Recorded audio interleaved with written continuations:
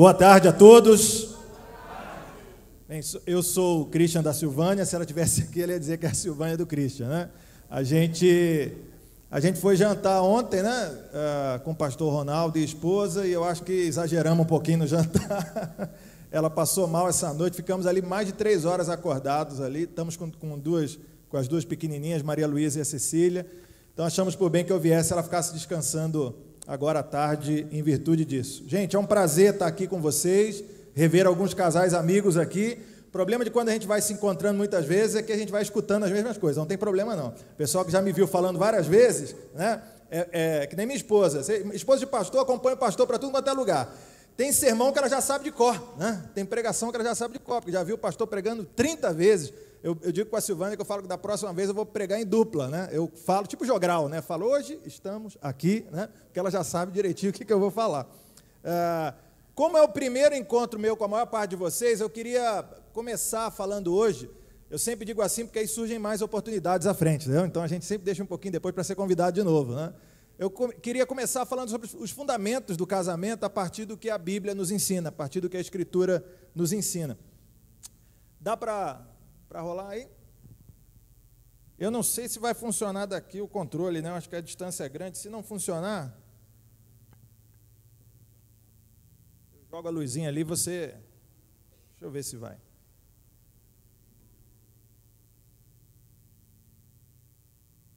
Opa, acho que foi, hein?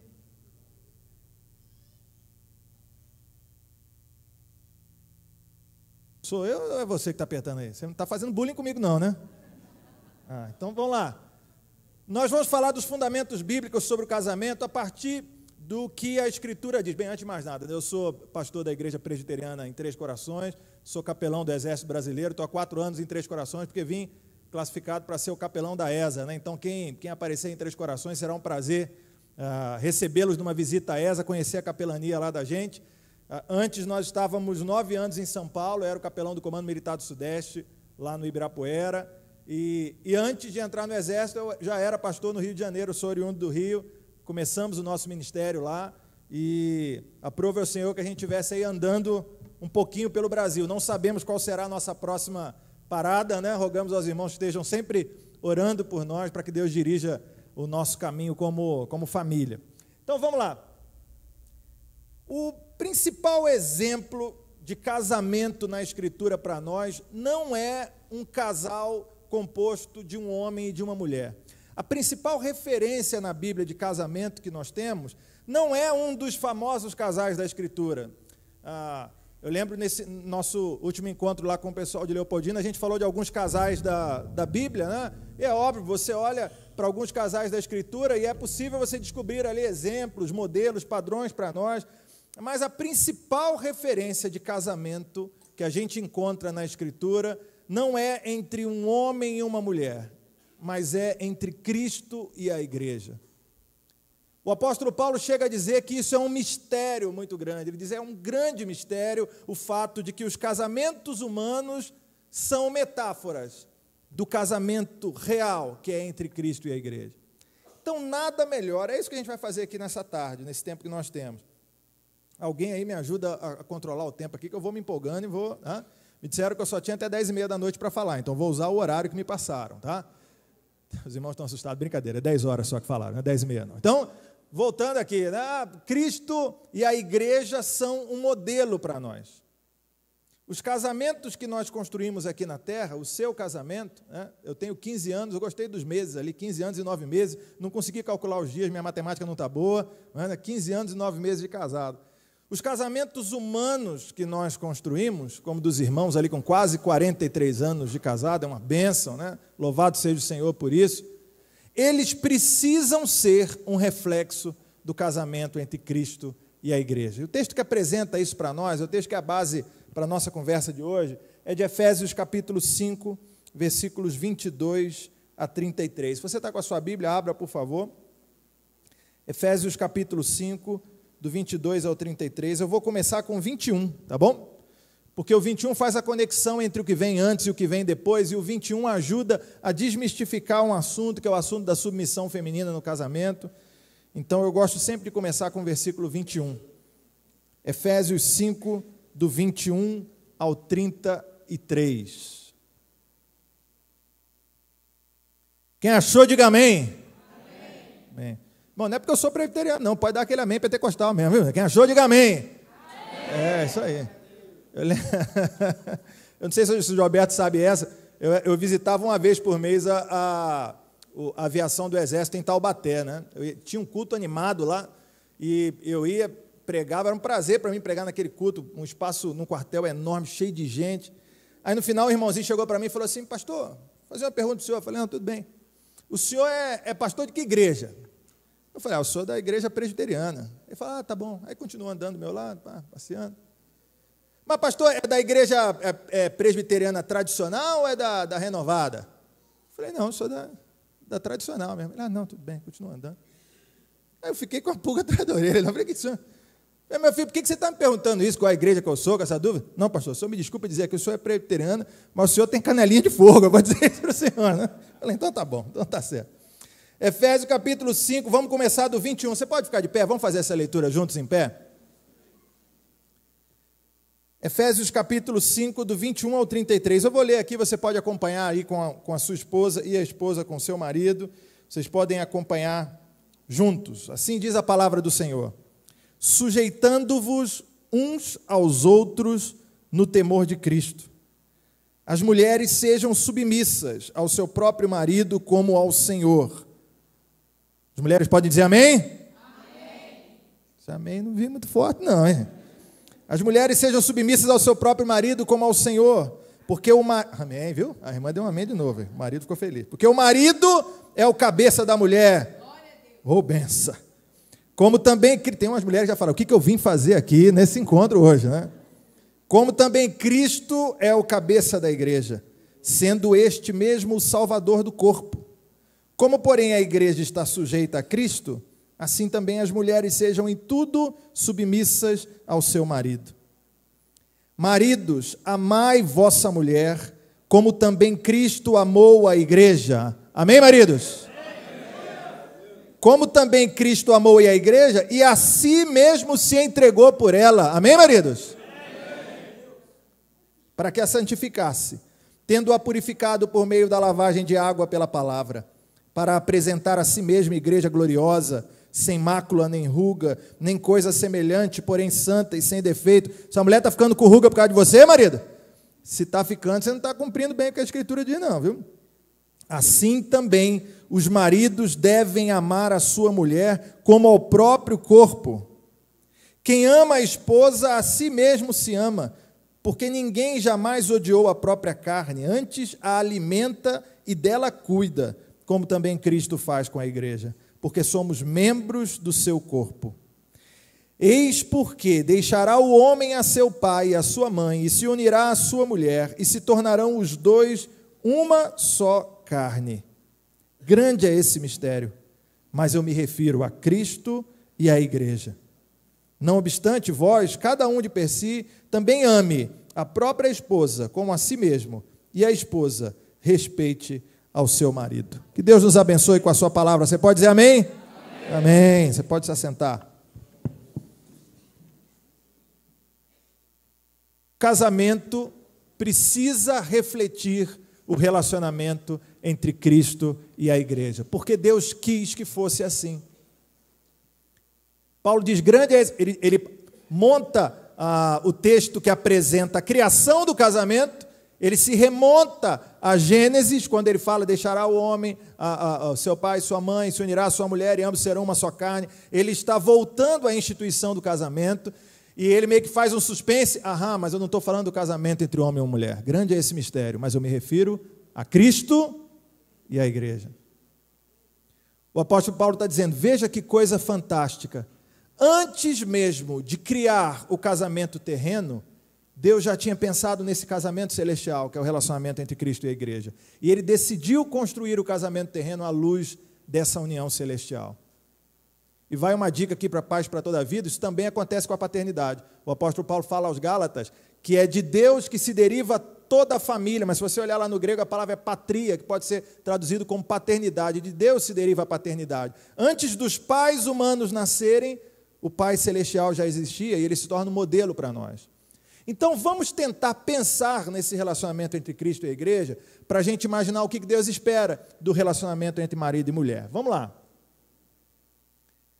Primeiro, Cristo dá a vida pela igreja. Assim, o marido precisa ser capaz de dar a vida pela sua esposa também. A mulher deve ser a prioridade número 1 para o marido. Mulheres podem dizer amém? Amém. Maridos, amém também? Amém. Não sei se você reparou, o texto começa bombástico, né? A mulher deve ser submissa ao marido, a mulher fala, vou virar a página, não vou ler esse texto, né, aquele negócio. Mas em 3 versículos acabou tudo que tinha que se falar sobre a mulher.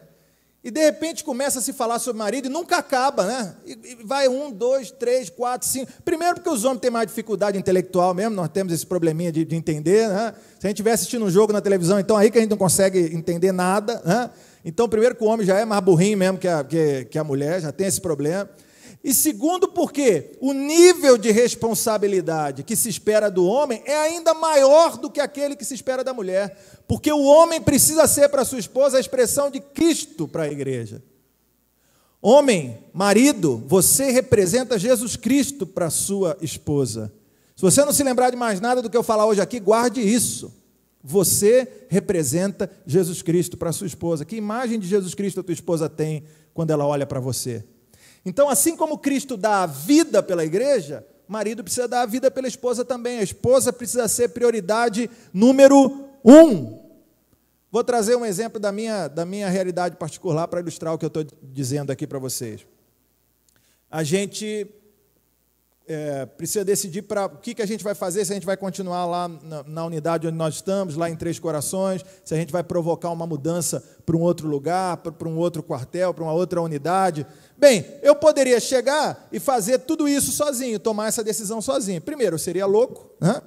Segundo, eu não estaria sendo, obrigado, meu irmão, a imagem de Jesus Cristo para minha esposa. Antes de eu pensar o que é melhor para a minha vida profissional, antes de eu pensar o que é melhor para os meus projetos pessoais, antes de eu pensar o que é melhor para eu me realizar como pastor, eu devo pensar o que é o melhor para minha esposa. Está entendendo? O que é o melhor para minha esposa? Porque ela é a minha prioridade número 1. Antes do meu ministério, antes dos meus projetos pessoais, antes dos meus filhos, a minha esposa é a minha prioridade número 1. Deu para entender isso, maridão? Deu para entender? Esposa, deu para entender? Então veja, a prioridade número 1 para Cristo é a igreja. Prioridade número 1 para Cristo é a igreja, a ponto de Cristo entregar a sua própria vida por ela. A prioridade número 1 do marido deve ser a sua esposa. E se for necessário, o marido deve fazer o mesmo por ela. Eu resolvi começar pelo marido e não pela esposa, inverter um pouquinho a ordem de Efésios, para que a gente de cara entenda de que o que se espera do homem, eu ouso dizer que é ainda mais sério do que aquilo que se espera da mulher de um casamento. E infelizmente na prática, o que a gente tem visto ao longo dos anos é mulher segurando o casamento. O que a gente tem visto ao longo dos anos é a mulher se esforçando pelo casamento. Quantas vezes eu já não cheguei no gabinete pastoral e vi uma mulher casada vir conversar comigo e falar, pastor, o meu casamento está em frangalhos, mas o meu marido não aceita vir aqui, o senhor pode conversar com ele para ir conversar? Quantas vezes isso aconteceu comigo?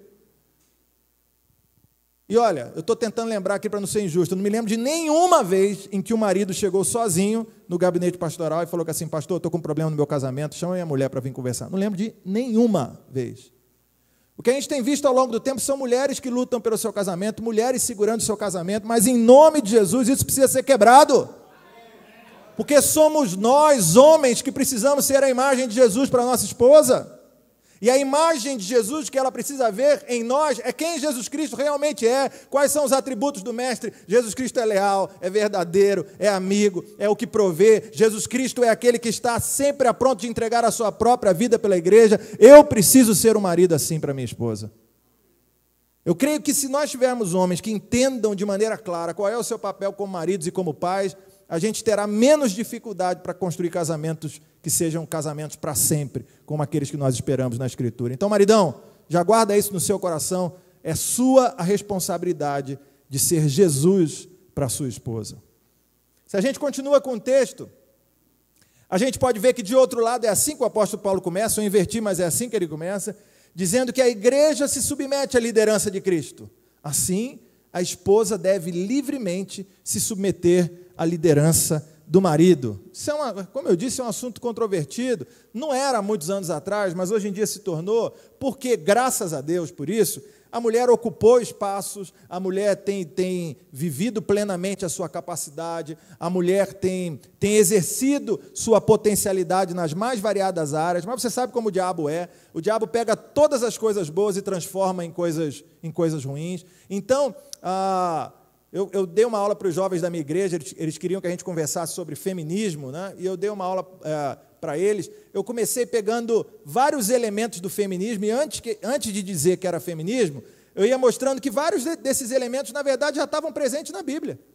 A valorização da dignidade da mulher, uma mulher que exerce a sua posição. Se você olha, quem foram as primeiras pessoas que viram Jesus Cristo ressuscitar, os primeiros que anunciaram o Evangelho, homens ou mulheres? Mulheres. Sabe o que o diabo fez? Pegou essas coisas que são coisas boas e transformou em algo ruim. Aí dizer que a mulher pode exercer a sua potencialidade virou, a mulher não tem que cuidar do marido e dos filhos, virou isso. A mulher não tem que cuidar da sua casa, a mulher não tem que ser submissa ao marido, porque isso é ferir a potencialidade nela, isso é mentira do capeta, isso é mentira do diabo. Ser submissa ao seu marido não significa ser escrava, ser serva do seu marido. Eu vou falar daqui a pouco, mas já vou adiantar, minha pregação tem spoiler, eu faço spoiler de mim mesmo, né? Eu já conto antes do que eu vou falar. Então veja, a mulher não tem que ser serva do marido, sabe por quê? Porque é o marido que tem que ser servo da mulher, amém? É isso mesmo, meu filho. Amém ou não amém? O filho do homem veio para ser servido, foi isso? Filho do homem veio para quê? E quem é o filho do homem? Quem é a imagem do filho do homem no casamento? É o marido. Então vamos lá. Mulher não é serva do marido, mulher não é escrava do marido, mulher é parceira do marido. Agora, nessa parceria, tem um elemento ali do curso de Casados para Sempre, que são os papéis, né? Funções de marido e mulher no casamento. Deus é um Deus organizado. Ele estabelece uma forma de funcionamento do casamento, e ao estabelecer essa forma de funcionamento, Deus decide que o homem vai ser a liderança, que o marido vai ser o líder, a imagem é do cabeça aqui nesse texto, e a mulher é o corpo. A mulher é quem se submete nessa liderança. Ela tem uma missão em parceria com o marido. Há quem diga que o marido é o cabeça e a mulher é o pescoço, né? Então, assim, a cabeça só vira para um lado se o pescoço mandar, né? Então, há quem diga isso, né? Mas não vou falar isso, porque senão o marido vai ficar falando que a mulher é carne de pescoço quando chegar em casa, né? Então, não pode falar isso de jeito nenhum. Mas veja, essa submissão de que fala um texto bíblico deve ser vista como parceria sempre. Maridão, se você for um líder como Jesus Cristo é, a sua mulher sempre vai ser submissa a você. Sempre. Eu posso dizer isso com toda certeza. Se você for um líder como Jesus Cristo é, que é o que se espera de você, sua mulher sempre vai ser submissa a você, sem reclamar. Para dizer a verdade, o que tem de mulher esperando que o marido seja líder de verdade, para ela começar a ser submissa e descansar, porque ela está estressada por exercer um papel do que ela, não está no gibi, tá? Por trás de todo esse discurso de a mulher, o feminismo, etc e tal, por detrás de todo esse discurso, quem ocupou esses... Já ouviram falar de vazio de poder? Já ouviram falar isso? Vazio de poder é um conceito político, estratégico e militar, né?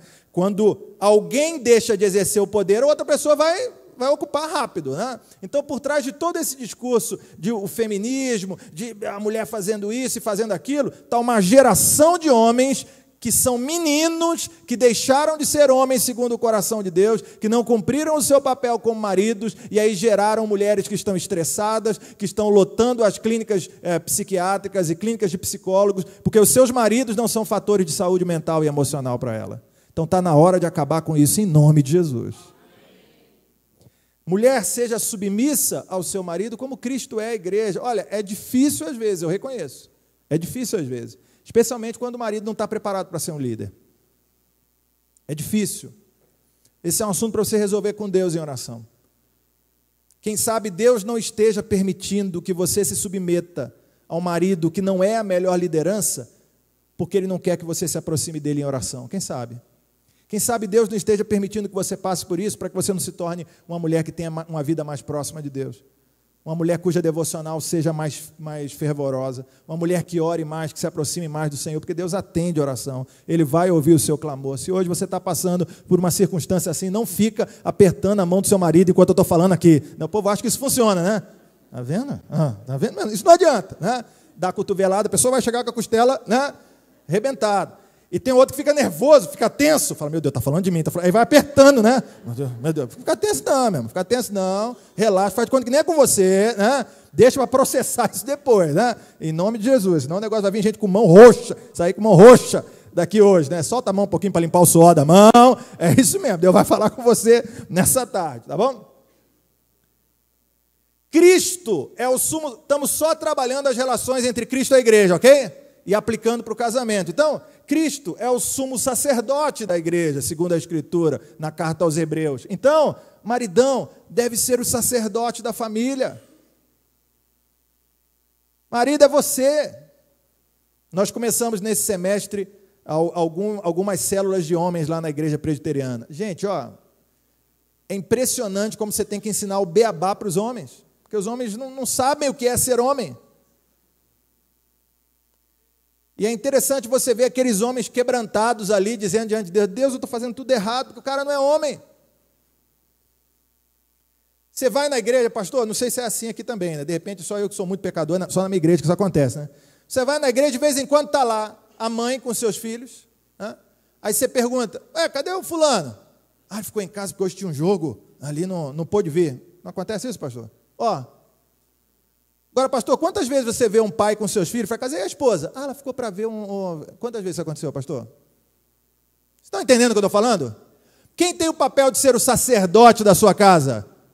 Quem? O homem. Mas seja sincero, quem muitas vezes é que exerce esse papel? Mulher. Por quê? Vazio de poder. Alguém está deixando de fazer aquilo que tem que fazer. Lembra um pouquinho da história de Adão e Eva. Quem foi que comeu da fruta, gente? Quem foi a miserenta que comeu da fruta? Quem foi? Quem foi? Eva. Foi Adão que deu para Eva? Não. Foi o capeta em forma de serpente. E deu. Eva, não sei onde estava com a cabeça, que ela viu uma cobra falando e acreditou na cobra. Né? Eu falei, pelo amor de Deus. Olhou, porque é a cobra, tão bonitinha, come. Pum, comeu. Quando Deus, aí depois ela vem falar, Adão, olha o que eu vi aqui. Adão, eu falei, come, é burro. Adão viu aquilo ali, besta. Ela falou, come, Adão. Não, o quê? A fruta, eu ia falar maçã, né? Que eu estou falando. Pum, comeu. Daqui a pouco, acabou, o negócio ficou ruim. Deus aparece, Deus chama a atenção de quem? De quem? De Adão. Mas quem foi a miserenta que comeu? Eva, Deus está brincando com isso aí. Mas comeu porque quem tinha que ensiná-la, quem tinha que lembrá-la da revelação de Deus, quem tinha que ensiná-la sobre a palavra de Deus, sobre as advertências do Senhor, quem tinha que estar com ela andando pelo jardim, quem tinha que estar acompanhando os seus passos era o marido. O marido deixou de cumprir o seu papel e por isso a esposa pecou. Nós somos os sacerdotes da nossa casa. Falar para você, maridão, como pai também, não há coisa mais sublime do que um pai exercer o seu papel de sacerdote diante dos seus filhos. Não há coisa mais sublime do que isso. Eu lembro, eu contei na igreja isso, a primeira vez que minha filha mais velha, porque a gente sempre faz aquela oraçãozinha padrão decorada antes de dormir, né? E aí teve um dia que eu ia, vamos lá, Malu, vai, papai do céu, não, pai. Eu falei, caramba, 3 anos já está me mandando parar, né? Eu vou fazer. E aí ela fez inteirinho aquela oração que a gente fazia, né, todo dia, ela tinha decorado, né? Fez inteirinho, papai do céu, obrigado por esse dia, abençoe papai, mamãe, abençoe essa noite de sono, em nome de Jesus, amém. Aí ela terminou, pai, por que você não falou amém? Porque eu estava chorando, eu não podia deixar ela ver que eu estava chorando, né? Porque senão ia quebrar aquela minha imagem de fortão, que eu estou, um negócio aqui no meu olhinho. Porque não tem coisa mais sublime do que a gente ver isso. É saber, olha, eu estou sendo sacerdote, eu estou sendo pastor da minha filha. E a Cecilinha, que é a mais nova, nesses dias a gente estava comendo, e aí eu vou almoçar em casa, não estou lá, saí um pouquinho mais tarde do quartel, cheguei rápido, peguei a comida, comecei a comer, aí vem Cecília, são, falei que são, minha filha, me chamando a atenção, porque eu não fiz oração antes de comer, né? Eu falei, tá certo, minha filha, né? Parei, descansei, vamos lá. E ela falou, minha filha, ela fala em língua estranha, eu falei, Falei, minha filha, tão nova, já batizada com o Espírito Santo. Aí ele, aquele negócio todo ali. Eu falei, vamos lá, vamos, né? E ela, e terminou a oração. Irmãos, não é nada mais sublime do que isso, do que ser pastor dos seus filhos. Pai, se você não está fazendo isso, você está perdendo uma oportunidade santa, um prazer para você, um prazer. Ensinar os seus filhos a crescer como homens e mulheres de Deus. Essas lições vão ficar para sempre. Esses dias eu vi um post no Facebook de um rapaz que foi meu seminarista no Rio, hoje é pastor da Catedral Presbiteriana do Rio, o Renato Porpino, e o Renato saindo com a filhinha mais velha dele, que é a Manuela, tem mais ou menos a mesma idade da Malu, e aí ele tirou uma foto, ele e ela num restaurante no shopping, e dizendo que assim, essa noite foi noite de sair com minha filha, puxar a cadeira para ela sentar, perguntar para ela o que é que ela quer comer, dizer para ela que ela está linda, para que ela nunca se esqueça como um homem deve tratá-la. Olha só. É isso que se espera de um pai, você está entendendo? É isso que se espera de um pai. Você precisa ser o sacerdote da sua casa. Você precisa ser o camarada que vai liderar os encontros de oração da sua casa, o culto doméstico. Eu tenho lembranças de eu pequeno, meu pai reunindo a gente na sala para o nosso culto todo dia. Terminava o jornal, tinha até horário, terminava o Jornal Nacional, vai começar o culto. E reunia aquela turma toda para a gente orar. Eu e meu irmão, a gente ia para a frente da televisão, que era tipo púlpito na frente da televisão, né? A gente ia para a frente da televisão fazer dueto, eu e meu irmão é desafinado desde pequeno, era terrível, mas Deus ouvia mesmo assim, né? E a gente cantando, minha irmãzinha pequenininha, minha mãe já é falecida, mas eu lembro da minha mãe cantando, uma voz lindíssima, minha mãe era um soprano assim, uma coisa fantástica, e ela cantando, a gente cantando hinos. Os meus avós maternos moraram com a gente, e eu lembro, depois que minha avó tinha falecido, estava só meu avô recitava salmos de cor, e meu avô era semi-analfabeto, mas ele recitava salmos inteiros de cor. Homens que cumpriram o seu papel como sacerdotes, e geraram lembranças, memórias que vão ficar para sempre. Eu me lembro de eu acordando de madrugada, indo ao banheiro, ouvi um barulho na sala, quando eu chegava na sala, eu via meu pai ajoelhado na sala, aleluia, louvado seja Deus por isso. Lembranças que vão ficar para sempre. Você está entendendo o que eu estou falando, homem? Memórias que vão ficar para sempre, é óbvio, eu vi minha mãe fazendo isso também, não tem dúvida nenhuma, mas eu me recordo ainda hoje de ver meu pai ali ajoelhado, intercedendo pela sua esposa e pelos seus filhos. Maridão, você é o sacerdote da sua família. Que tipo de memória você está gerando nos seus filhos? Pastor, eu nunca fui isso, eu não sei nem como é que é esse negócio. Meu querido, sempre é tempo de começar, sempre é tempo de aprender. Tive uma situação agora no início do ano, em que eu precisei conversar com um pai que teve 2 filhos, se separou depois de algum tempo e meio que abandonou os filhos na vida, sabe? Nem ele, nem a ex-esposa tinham muita condição, então, para poder pensão, essas coisas todas. Eles fizeram um combinado ali, eu pago isso, você paga aquilo, e foi. E ele meio que largou os filhos para lá. E aí ele casou com uma outra mulher e assumiu um menininho. E agora é um exemplo de pai para esse menino, né? Mas continuava esquecendo dos outros 2. Aí eu precisei tomar coragem para falar com ele, né? É alguém que eu tenho liberdade para isso. Falei, vem cá, deixa eu conversar com você. Eu estou achando a coisa fantástica o que você está fazendo com esse menino, sendo um pai para esse menino, mas você se lembra que você ainda é pai de dois rapazes, né? E ele falou assim, mas eu não tenho como recuperar o tempo perdido, não tenho como voltar atrás. Eu falei, eu concordo com você não tem mesmo como recuperar esse tempo que você perdeu. Mas você tem como chegar diante dele e falar assim, meu filho, eu quero te pedir perdão pelo pai que eu não fui durante todos esses anos, e eu me comprometo diante de Deus a ser esse pai a partir de agora. É bem provável que ele vá reagir de forma ruim, é bem provável que ele vai te dar uma resposta mal criada, mas ele vai dormir com essa sua palavra no coração dele. E Deus vai fazer essa semente germinar no tempo certo, e pela graça de Deus você vai recuperar a paternidade desse menino.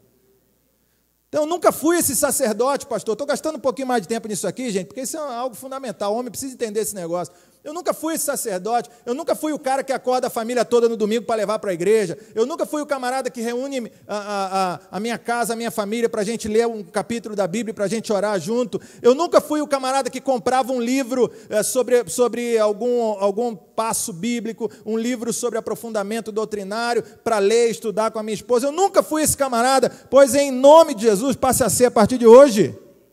Deixa para trás o que ficou para trás e vamos recuperar. Chega para o seu pastor, pergunte para ele como é que você faz isso. O teu pastor vai ter prazer em te ajudar, porque o teu pastor precisa de homem. Só existe homem que seja líder na igreja quando ele é líder na casa dele. A Escritura diz isso, que um homem que não governa bem a sua própria casa não está habilitado para exercer o presbiterato nem o diaconato. Então, teu pastor está doido para ter homens que sejam líderes na igreja. Então, seja líder na sua casa. Vá para ele e fala, pastor, como é que eu faço? O que eu tenho que fazer? Ele vai ter um prazer enorme em te dar o macete, te dar o caminho das pedras, tudo que você precisa tomar uma decisão de ser para a sua mulher, para os seus filhos, o que Jesus Cristo é para a igreja. Amém? Cristo é um líder que serve, aquilo que eu falei que ia fazer spoiler, né? Cristo é um líder que serve a igreja. O marido deve ser um líder servo no casamento. Esse conceito é um conceito que apareceu no mundo corporativo aí nos últimos 20 anos, né? 20, 30 anos, a ideia do líder servo, não sei se você já leu O Monge Executivo, virou um best-seller aí, né? A ideia do líder que é servo, isso para o meio militar tem sido trazido agora também, né? Um outro estilo de liderança, e eu fico sempre surpreendido como as pessoas apresentam como novas coisas que são tão antigas quanto o próprio Deus, né?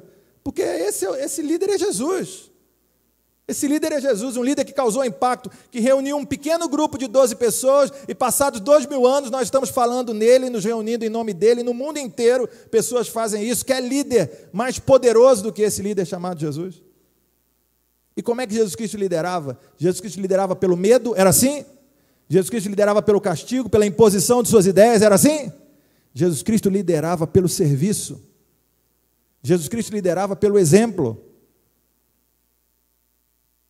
Talvez a grande lição de liderança de Jesus seja ali momentos antes da sua paixão, da sua morte e ressurreição, ele junto com os seus discípulos, lavando os pés dos seus discípulos.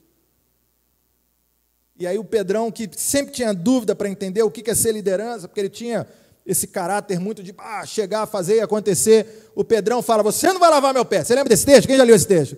Jesus está lá lavando o pé de todo mundo, não sei o quê. Aí vai chegar no Pedro e fala, você não vai lavar meu pé não? Eu é que tenho que lavar o seu pé. Pedro sempre crente que está abafando, e, né? É sempre assim. Eu que vou lavar o seu pé. Tem umas 5 passagens assim na Bíblia. Não vai lavar meu pé, não. Aí Jesus Cristo olha para Pedro e fala assim, tudo bem, né? Se eu não lavar o pé, quem eu não lavar o pé não tem parte comigo. Pedro fala, então não lava só o pé, então não. Lava logo o corpo inteiro, né? Jesus fala, Pedro, pelo amor de Deus, fica na tua, deixa eu lavar seu pé e passar logo para outro, que eu não aguento mais você, né? Não, veja, Jesus é um líder que serve, está entendendo isso? Por que eu falei, maridão, que se você for um líder como Jesus, a sua esposa sempre vai ser submissa a você? Olha aqui, ó, mulher, é isso que um líder como Jesus faz. Mulher, quem manda aqui nessa casa é quem? Sou eu, pode dizer, marido, é você mesmo. Ficou com medo agora, meu Deus, será que sou eu mesmo? Pode dizer, tenha medo não. Quem manda na minha casa sou eu, homens, digam. Quem manda na nossa casa somos nós, eu. Aí, beleza. Porque eu mando, porque eu mando mesmo. Aproveita que minha mulher está aqui, não está ouvindo esse negócio, né? Eu mando mesmo, entendeu? E porque eu mando, eu vou tomar uma decisão agora. Minha esposa, o que é que você quer que eu faça? Está entendendo? Isso é ser um líder como Jesus. Eu quero fazer aquilo que seja o melhor para você. Porque quem é a prioridade número 1 do marido? Quem é? A esposa. Se você é um líder que toma todas as decisões pensando em você, se você é um líder que toma todas as decisões pensando nos seus projetos, naquilo que você construiu para você, você não é um líder como Jesus Cristo. A Bíblia não diz que o marido deve ser simplesmente um líder da sua esposa. A Bíblia diz que o marido deve ser um líder como Jesus. Porque se não for para ser um líder como Jesus, então não dá para ser outro tipo de líder. Marido, você não tem que ser um líder como Saddam Hussein, você não tem que ser um líder como George Bush, do farinha no mesmo saco, você não tem que ser um líder como Hitler, você não tem que ser um líder como Lula, você não tem que ser um líder, imagina um homem que você quiser aí, você não tem que ser líder como estes homens, você tem que ser um líder como Jesus. É esse o tipo, é por isso que muitas vezes a mulher se revolta com esse negócio de submissão, porque ela olha para o marido e vê um cara totalmente diferente de Jesus Cristo. Eu falo, pastor, como é que eu vou ser submissa a essa desgrama? Né? Como é que você... Pastor, o senhor não conhece meu marido, o senhor está brincando comigo, né? O senhor não conhece. Eu vejo esse marido, pastor, tem uma lâmpada lá em casa, pastor. Se Jeová está falando contigo, por favor, não aperta a mão do seu marido. Tem uma lâmpada lá em casa, pastor. 30 dias aquela lâmpada, esse homem não troca. Aí você vai conversar com o marido e fala, pastor, você não conhece aquela mulher, ela vive no meu ouvido, eu já falei para ela que eu vou fazer, não passou nem 2 meses, ela está reclamando porque eu não troquei o negócio, ela quer tudo na hora dela, pastor. Deu nem 6 meses aquela lâmpada e a mulher reclamando. Realmente, o marido tem uma lentidão mesmo para algumas coisas, né? O senhor não conhece o meu marido, por isso o senhor está falando que eu tenho que me submeter à liderança do meu esposo. Realmente é verdade. Mulheres não se sentem, muitas vezes, com desejo de se submeter a um homem que é um líder esquisito, ou um líder egoísta, um líder que só pensa em si, ou um líder machista, que acha que homem é melhor do que mulher, ou um líder ditatorial, que acha que todas as suas vontades devem ser aceitas. Esse não é Jesus. Jesus é o líder que dá a sua vida pelas ovelhas. Jesus é um líder que lava os pés dos seus discípulos. Se você quer ser um líder como Jesus, se você quer que a sua mulher seja submissa a você, marido, então aprenda a lavar os pés da mulher que Deus lhe deu. Aprenda a ser servo dela. E nisso não há nenhuma diminuição. Ao contrário, você está sendo exaltado diante de Deus, porque são os que se humilham que são exaltados. Não há nenhuma diminuição disso. Aprenda o seu papel. Quando você começar a ser um líder assim, você vai se surpreender com o grau de submissão que você vai conseguir da sua esposa. Seja um líder assim. Experimenta. Assunto principal que o homem vai reclamar com o pastor. Vou dizer aqui, homem, não quero nem saber, vou abrir o jogo aqui com as mulheres. Mulher vem conversar com o pastor no gabinete pastoral sobre meu marido não é mais romântico comigo. Mulher fala sobre isso. O marido não é mais romântico. Era no namoro, casou, agora não é mais. Meu marido é muito grosso comigo, mulher reclama muito disso. Meu marido é viciado em futebol, mulher reclama disso direto, né? Pastor, meu marido, ele não aguenta um rabo de saia, ele vê uma mulher passando do outro lado, já vai automaticamente, ele acha que eu não olhei, porque ele deu aquela olhada rápida. Né? Tem aqueles camaradas que dizem que assim, tem o marido que diz que assim, pastor, pecado é você olhar 2 vezes para a mulher, porque a primeira você está na tua frente, você não viu. Aí tem um marido que faz o quê? Como é errado olhar a segunda vez, ele fica na primeira o tempo todo, ele não desvia, né? Ele fica ali. Pastor, esse é o meu marido safado, miserável. A mulher vem e fala todos esses problemas. Marido só vem reclamar uma coisa com o pastor. Pastor, eu estou já 2 semanas desesperado, pastor, querendo exercitar os meus deveres conjugais, né? E a minha mulher sempre um negócio, sempre uma dor de cabeça, sempre uma coisa, sempre está cansada com o menino. Pastor, você está fazendo a sua parte? Estou, pastor, até tomei banho. Eu falei, que bom, né? Que bom que você tomou banho. Até tomei banho, não sei o quê, que negócio todo, pastor. Trocado na cueca, mas não melhora. É assim, marido é isso que vai reclamar. Cada 10 maridos, 10 são isso. Então, maridão, dica, nosso tema hoje não é sexualidade. Um outro dia a gente vai falar sobre isso aí, negócio, meu querido, ninguém vai aguentar. Então, maridão, escuta aqui o que eu vou falar para você. Seja um líder desse jeito que eu estou falando por 1 mês. Depois, meu querido, tu vai reclamar com o teu pastor, falando, não estou aguentando essa mulher mais. Ela quer toda hora, todo dia, eu não estou aguentando. Você vai reclamar. Por quê? Porque tudo que ela espera é um marido que ela olhe e deseje ser liderada por esse homem.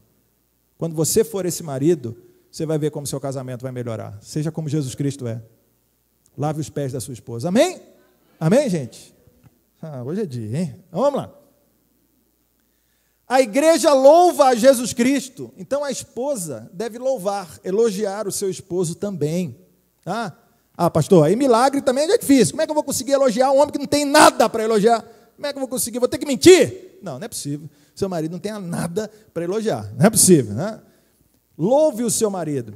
Veja, muitas vezes, isso é um erro que vale para os dois, mas eu acho que como as mulheres elas têm maior facilidade em externar as suas dores, suas angústias, em falar do que se passa no seu mundo interior, realmente o homem é complicado, né? Esse negócio, mulher leva a outra mulher para ir no banheiro. Eu acho esse negócio fantástico, né, cara? Você está com os amigos ali, vamos no banheiro, vamos comigo. É inimaginável você pensar um homem falar um negócio desse. Pô, vou ali no banheiro, Gilberto, vamos comigo ali no banheiro. Isso é uma coisa... Se eu fizer um negócio desse, Gilberto, que isso? Negócio é isso. Na tua aí, ou na minha. É inimaginável você pensar um negócio desse. Por que não daria certo o homem ir com outro homem no banheiro? Porque que conversa ia ter? Pô, desculpa, gente. Pastor, desculpa. Está ali no mictório. O outro ali. Ei, beleza? Pô, beleza. Pô, ei, Flamengo? Não, torço Flamengo não. Pô, pelo amor de Deus, hein? Jogo hoje é o quê? Copa do Brasil ou Libertadores? Ah, Libertadores. Libertadores para mim, o teu não está. Essa é a conversa que os homens vão ter, vai acabar. 3 minutos vai acabar. Esse é o nível de profundidade que tem uma conversa entre 2 homens, gente. O nível de profundidade é assim. O mais profundo é futebol, às vezes política, né? Aí ele fala 2 frases, em quem ele votou, já tá bom, né? Discussão, acabou, não tem profundidade. Mulher, não. Eu nunca fui, mas eu tinha curiosidade de botar gravando para ver como é que eram as conversas das mulheres no banheiro. Deve ser um negócio falar de todos os assuntos, porque às vezes demora, né? Vai e não volta do banheiro. Eu falei, minha esposa está com problema de diarreia sério ali, né? Que não está voltando, eu não sei o que está acontecendo ali, né? Porque, então, mulher tem uma facilidade para expressar, para falar dos seus dilemas e etc. e tal. O homem não tem esse negócio. Porque tem essa facilidade, muitas vezes a mulher incorre no erro, no pecado, de falar mal do seu esposo para as outras pessoas. De falar mal do seu marido para as outras pessoas. Veja, olha só, você está dizendo a verdade, ninguém está te chamando de mentirosa não, viu? Se você está falando mal porque ele realmente faz aquilo, você está dizendo a verdade, tudo bem. Mas é uma verdade que não deveria ser dita no local, no momento que você está dizendo. Porque as suas palavras, a Escritura nos ensina isso, as suas palavras são carregadas de poder, né? Então comece a elogiar o seu esposo. E faça isso em oração também, viu? Isso é uma dica que eu sempre dou para casais, né? Comece a orar pelo seu esposo, ao invés de começar a orar pedindo para Deus mudar ele, porque já falou isso, é uma opção de ver, Deus já ouviu, já sabe, já está anotado, você não precisa ficar lembrando Deus toda hora. Você já pediu isso, começa a agradecer a Deus pelas qualidades do seu marido. Eu sei que no começo vai ser difícil, você vai falar assim, Deus, eu sei que é uma peste, uma desgraça esse marido, mas ele tem issozinho de bom. Eu sei que vai ser difícil no começo, né? Mas comece a agradecer a Deus pelo seu marido. Quando tiver a oportunidade de conversar com alguém sobre casamento, louve o seu marido. Quando estiver na presença dele, ele estiver ouvindo, louve, elogie o seu marido. Você vai ver o que Deus vai fazer através disso. Você vai ver as mudanças que Deus vai provocar através disso. Seu marido vai começar a ouvir isso e vai dizer, cara, eu preciso melhorar. Eu preciso ser um cara... Ele vai começar a ficar envergonhado diante disso. Porque ele vai ouvir o seu elogio e vai pensar assim, meu Deus, mas tem tantas coisas que eu faço de errado. Essa mulher está me elogiando, tem tantas coisas que eu faço de errado, eu preciso melhorar. E o Espírito Santo vai começar a usar isso para mudar o teu marido. Então comece a elogiar. Fala que o homem está bonito, né? Diga, Senhor, vou pedir perdão ao Senhor agora, mas vou dizer que ele está bonito. Está bonito, né? Começa a dizer que está bonito, começa... Irônico, não, aí também é demais. Aí não dá, né, mãe? E, né? Se bem que o homem às vezes não percebe, não, o homem é tão burro que ele nem percebe quanto é irônico. A mulher está falando ironia, ele nem percebe. Nós temos esse problema, nós temos essa dificuldade. Né? E o contrário é verdadeiro. O homem, gente, mulherada, deixa eu dizer uma coisa para você. O homem, que hora que eu preciso terminar, pastor? Senão eu vou até 10 horas. O homem, ele não consegue nem entender, às vezes, o negócio da ironia, e a mulher acha que ele está sendo irônico. Por que você falou isso? Não acontece às vezes? Nossa, está bonita hoje, hein? Por que ontem eu não estava, nos outros dias não estava? Só hoje que eu estou. O homem já fica, meu Deus, né? Porque a mulher consegue perceber nuances tão sutis que às vezes nem existem, né? E ela consegue perceber, né? O marido não tem, mulher, o marido não tem capacidade para se articular com esse grau de sutileza, entendeu? Ele vai dizer o que tem que dizer mesmo, né? Mas veja, comece a usar as suas palavras para bênção e não para maldição. Mulherada, lembra do que disse no apóstolo Tiago? Não dá para jorrar de uma mesma fonte aquilo que é doce e amargo. Em nome de Jesus, para de amaldiçoar e comece a abençoar. Deus abençoe esse marido. Deus, eu quero te agradecer porque ele é o homem que Deus me deu. Eu não consigo ver hoje ainda as coisas que ele tem que ser conforme a tua palavra, mas pelos olhos da fé eu consigo ver aquilo que o Senhor vai fazer. Muda esse homem e que eu possa ver nele um homem segundo o teu coração. Eu quero honrar esse homem. Comece honrando com seus lábios. Assim como a igreja deve louvar a Jesus, elogie o seu esposo. Claro, como eu falei, se você não tem um esposo como é Jesus, realmente é mais difícil fazer isso. Mas comece pelas pequenas coisas.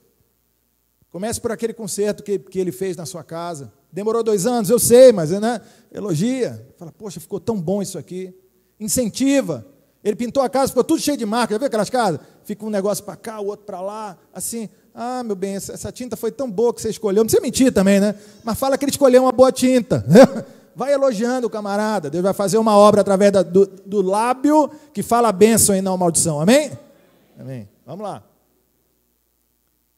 Cristo protege e nutre a igreja. O marido deve ser o protetor e o provedor da sua esposa, da sua família. Isso é óbvio. Isso é óbvio. Mas o óbvio precisa ser dito hoje em dia. Gente, eu sei que desde que Brasil é Brasil, a gente vive crise econômica terrível, né? E isso faz com que muitas vezes todo mundo tenha que trabalhar na casa, marido, mulher, todo mundo, porque a crise é grande, né? Agora, não dá para ignorar que isso aí traz um impacto para a casa, não dá para ignorar. Todos nós sabemos que quando você tem pai e mãe fora de casa, os dois juntos, é óbvio que isso vai ter um impacto para os filhos, qualquer um de nós. A gente sabe que tem que trabalhar por necessidade, a gente sabe disso, mas a gente também sabe que isso tem impacto. E não apenas o impacto para os nossos filhos, mas também o impacto para o casamento. Porque aí você começa a ter marido e mulher chegando em casa, ambos cansados, ambos desesperados pelo estresse do dia, e aí é mais estresse ainda dentro de casa. Esse é um subproduto do mundo que a gente tem hoje, desse mundo em crise. Por isso, sempre que alguém vem conversar comigo, e assim, não me arrependo, porque acredito firmemente que estou sendo bíblico ao dizer isso, sempre que alguém vem conversar comigo, pastor, a gente está pensando em a minha esposa parar de trabalhar, para ela poder ficar mais tempo em casa, cuidando dos nossos filhos, mas a gente vai passar por uma dificuldade financeira. O que o senhor acha disso? Minha palavra sempre tem dito, Deus vai honrar a sua decisão. Deus vai honrar a sua decisão. Não estou aqui dizendo para você de coração, porque eu sei, minha esposa precisou trabalhar um tempo, eu sei como é, gente, de coração. Assim, eu sei que a gente vive uma crise que às vezes nos impõe isso, tá? Então, não quero fazer da minha experiência um modelo para ninguém, porque eu sou um miserável, você me vê aqui à frente falando, pregando, a gente idealiza muito o pastor, né? Como se o pastor fosse o camarada que não peque, que não erre. E, meu irmão, só Jesus na causa. Eu sei. Eu e a minha esposa sabemos quem eu sou. Então, eu sei os meus erros, os meus tropeços, as minhas falhas. Estou dizendo isso para dizer para você que o tempo todo é a misericórdia de Deus, o tempo todo. É a misericórdia do Senhor. É Ele o tempo todo. Então, não quero fazer do meu exemplo um modelo para você, mas só para ilustrar. Eu sempre falei assim com a minha esposa, Silvânia, se você quer perseguir as coisas que você gosta de fazer, se você quer perseguir uma vocação, se você quer fazer alguma coisa, trabalhar por conta disso, por realização pessoal, por prazer, eu estou contigo. Agora, é minha responsabilidade como marido ser o sustento dessa casa. É minha responsabilidade. Eu não quero que esse peso recaia sobre você. Marido, você deve ser o provedor da sua casa. Não é só provedor financeiro, não, tá? Provedor emocional também. As necessidades emocionais dos seus filhos e da sua esposa, é você que precisa suprir. Ô pastor, aí a gente também já precisaria de um outro encontro para tratar sobre as consequências desse negócio. Se você tem que ser o provedor financeiro do seu lar, por exemplo, você precisa, junto com a esposa tem um papel primordial nisso, vou falar daqui a pouco, serem bons mordomos, bons administradores daquilo que Deus confia a você. Que tem de casamento que está indo para o brejo por causa de problema de dívida e de dinheiro, não está no gibi. Pessoas que não administram bem os bens que nem delas são, porque o dinheiro não é seu, você sabe disso, né? O dinheiro não é nem seu nem da sua mulher, o dinheiro é de Deus. Você é mordomo, você é administrador daquilo que Ele confia nas suas mãos. Então, que péssimos administradores temos sido nós. Que péssimos mordomos. Então, faz parte desse papel como líder, provedor, também na área financeira, cuidar bem das finanças da casa. É seu papel, maridão, prover as necessidades materiais, emocionais e espirituais da sua esposa e dos seus filhos. Amém? Tem alguém dormindo? Diga amém. Essa hora que a gente pega, né? Acorda em nome de Jesus, meu irmão, né? Gilberto, sabe como é que eu faço lá no culto, lá na ESA, segunda-feira? Segunda-feira, gente, quem foi em Três Corações numa segunda-feira à noite, está convidado aí no auditório da ESA, o culto que a gente faz com os alunos toda segunda-feira à noite. Nessa última segunda-feira nós tínhamos quase 300 pessoas ali. O problema é que assim, muitas semanas os cursos estão fora, fazendo campo, fazendo exercício, mas nas semanas como essa, que todos os alunos estão lá, culto bomba, né? E aí, aquele bando de militar lá, os alunos, né? Aí, de vez em quando, o cara não aguenta, a rotina dele é muito pesada. Às vezes ele começa a dar aquela cochilada ali, fala, meu irmão, dá um tapa-gospel nesse irmão que está do seu lado ali, o cara já pega, pá, pá, já vai na maldade. Né? Amém, Deus te abençoe, meu irmão. Querido, estou com você aqui em oração. Não faça isso com o seu marido, por favor, em nome de Jesus, tá? Então, vamos lá. A igreja administra os recursos que são de Cristo. Só que eu falei que as duas coisas caminham juntos. A esposa deve ser boa administradora das finanças do lar. É a igreja que administra os recursos de Cristo. Não é assim? Dízimos e ofertas são de quem? São de quem, gente? De Deus. Mas quem é que administra? A igreja. Somos nós. Certo? Assim também, a mulher deve gerir, cuidar bem.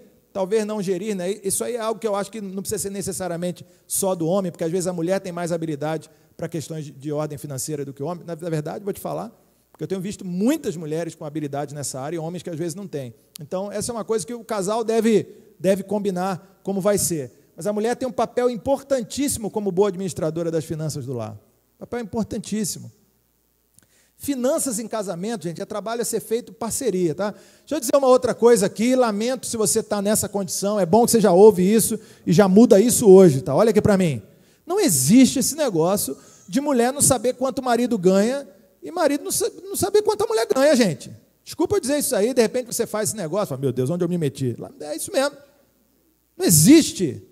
As finanças são finanças de quem? Do casal dos dois, gente.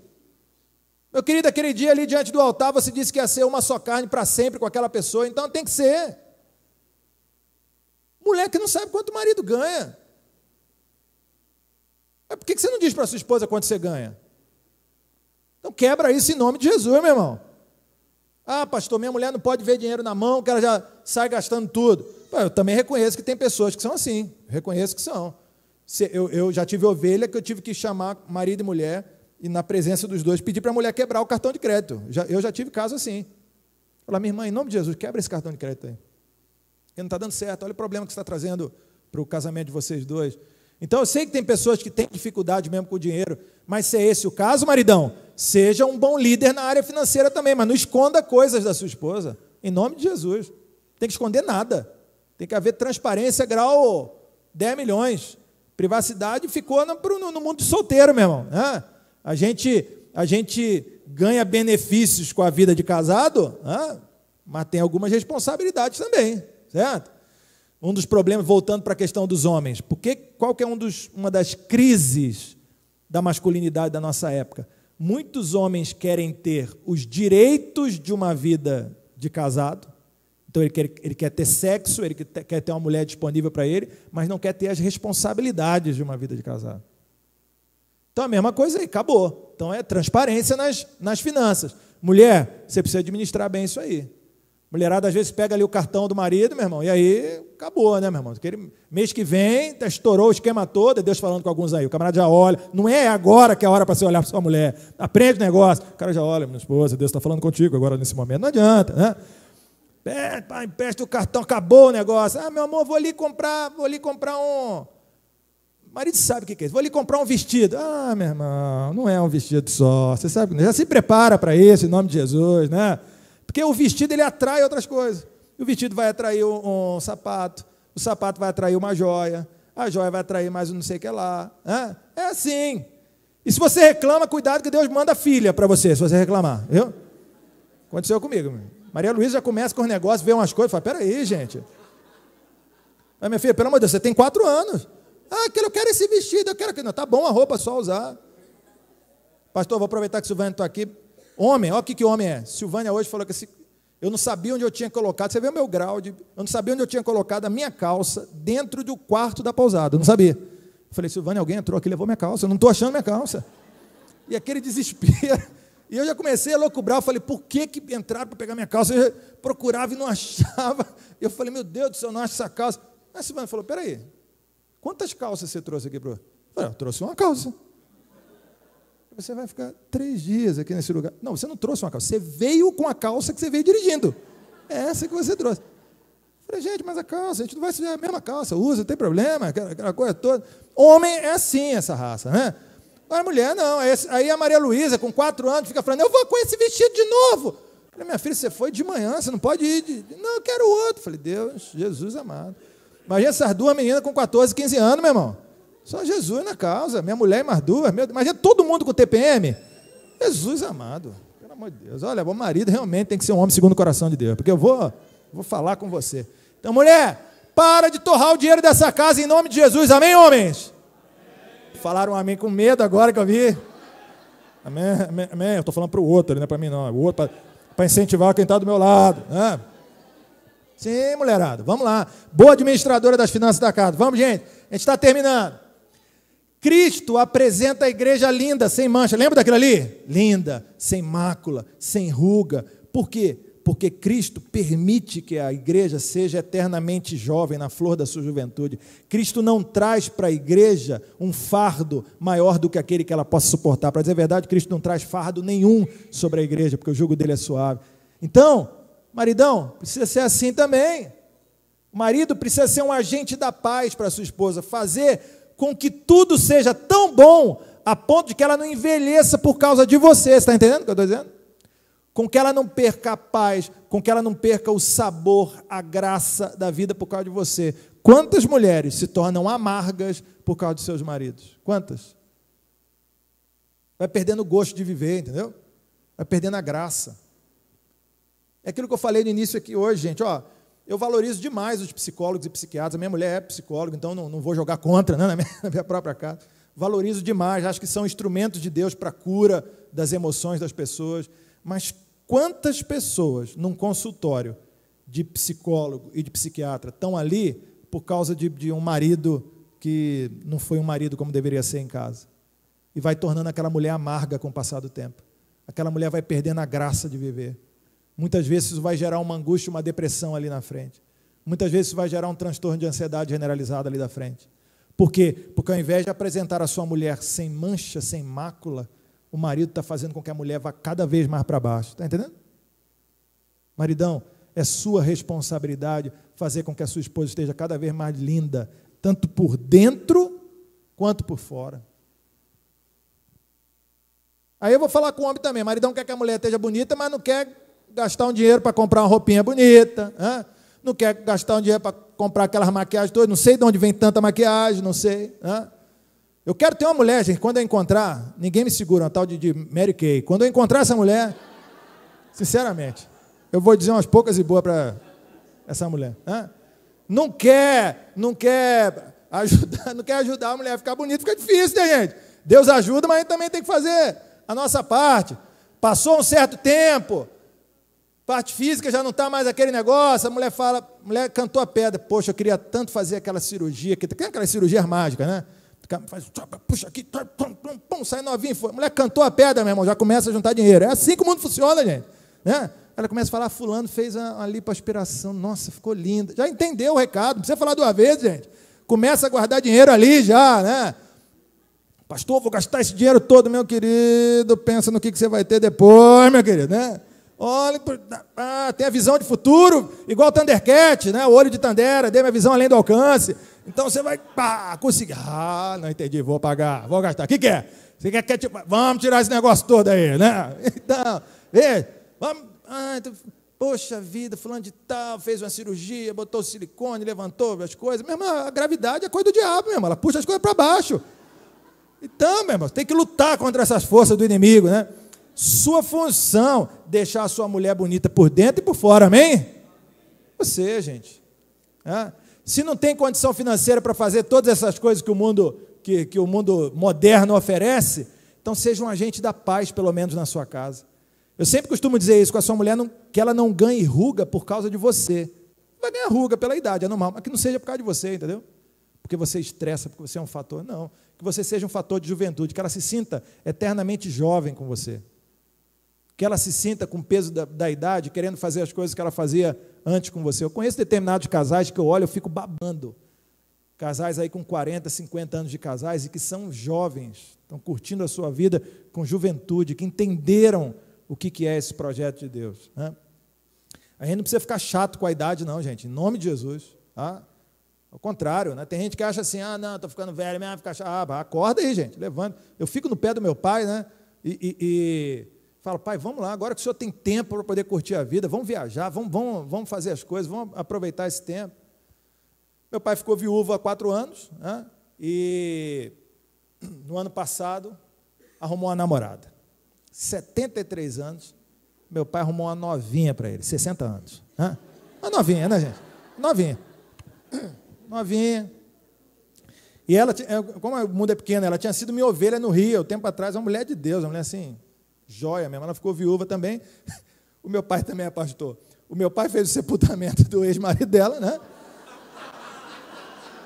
E, enfim, Deus tem os seus mistérios, né? Deus tem os seus mistérios enfim. Passou algum tempo, ano passado começaram a namorar, mas, irmãos, aí todo feliz, poxa, Facebook, aquele negócio todo, 73 anos, né? Status, namorando, né? Aquela coisa toda, namoro, sei lá qual é o nome do negócio. Aquele negócio todo, fez Instagram, Cristian, como faz os Instagrams? Eu falei, é assim, coisa e tal, postar foto, daqui a pouco, não sei o que aconteceu. Um dia meu pai liga lá para casa. Falei, que foi, pai? Estou vendo ele a voz um pouco. Eu precisava conversar um negócio sério com você. Falei, papai, fiquei preocupado. Falei, alguma doença, algum negócio. Falei, o que foi? Fulano terminou comigo. Você está rindo da desgraça do homem, você fica rindo? E eu olhei e falei, pai, foi mesmo. Eu não sabia também se eu ria, se eu não sabia, né? Porque é engraçado, gente, E aí eu tive que ficar aconselhando meu pai. Gente, você não faz ideia. Eu aconselhando meu pai, com 73 anos, falando que nem eu falo com os adolescentes da igreja. Falei, pai, é assim mesmo. Se for de Deus, vai acontecer. Né? O senhor continua em oração, pai, continua em oração. Agora, dá um tempo para ela, não fica pressionando o mundo, ligando, coisa, precisa desse tempo, né?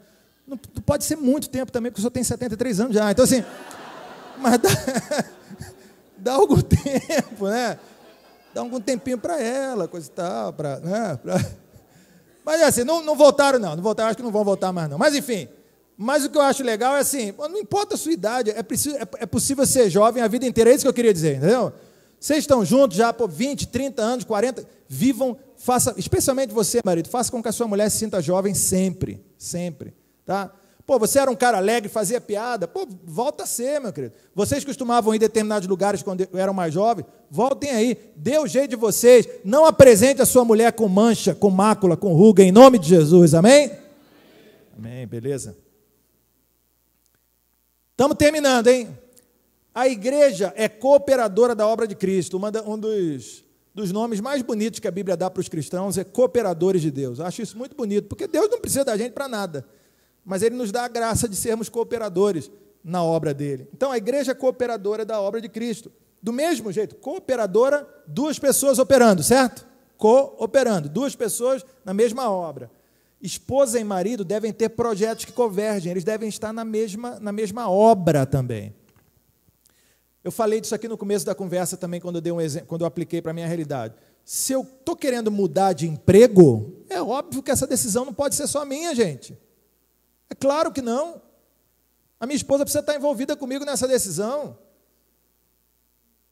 Se essa mudança implica, por exemplo, numa mudança de cidade, é óbvio que a minha esposa precisa estar comigo. A gente tem que ter projetos convergentes. Está entendendo isso, gente? Atenção aí. O pessoal aí de trás está acordado, amém? Agora é acordado. Pode dizer amém mesmo. Eu não perguntei se era dormindo, não. Então, veja, a gente precisa estar junto nisso. Projetos que convergem, projetos como família, pensar coisas como família, né?